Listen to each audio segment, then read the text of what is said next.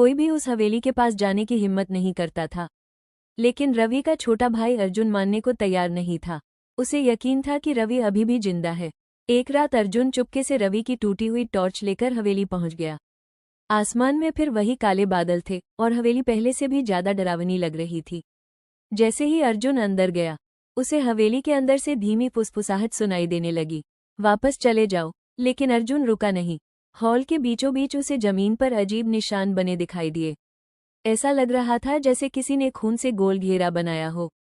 अचानक ऊपर वाली मंजिल से किसी के रोने की आवाज आई। अर्जुन धीरे धीरे सीढ़ियां चढ़ने लगा। ची, हर कदम के साथ आवाज और तेज होती जा रही थी। ऊपर पहुंचते ही अर्जुन ने देखा कि दीवार पर पुराने फोटो लगे हुए थे। लेकिन इस बार उन तस्वीरों में एक नया चेहरा था, रवि का। अर्जुन का शरीर कांपने लगा। तभी पीछे से किसी ने उसका कंधा पकड़ लिया। अर्जुन डरकर पलटा, लेकिन वहां रवि खड़ा था। उसका चेहरा पीला पड़ चुका था, आंखें पूरी काली थीं और उसके होठों पर अजीब मुस्कान थी।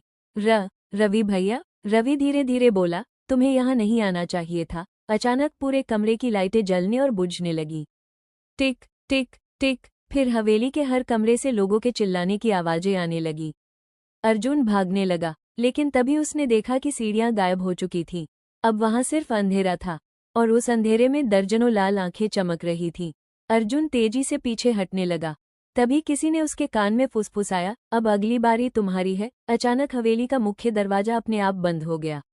धड़ाम। अगली सुबह गांव वालों ने हवेली के अंदर से जोर जोर की चीखें सुनी, लेकिन किसी की हिम्मत अंदर जाने की नहीं हुई।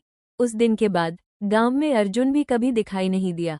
सिर्फ उसकी टॉर्च टूटी हुई जमीन पर पड़ी थी और हवेली की ऊपर वाली खिड़की में कोई खड़ा मुस्कुरा रहा था।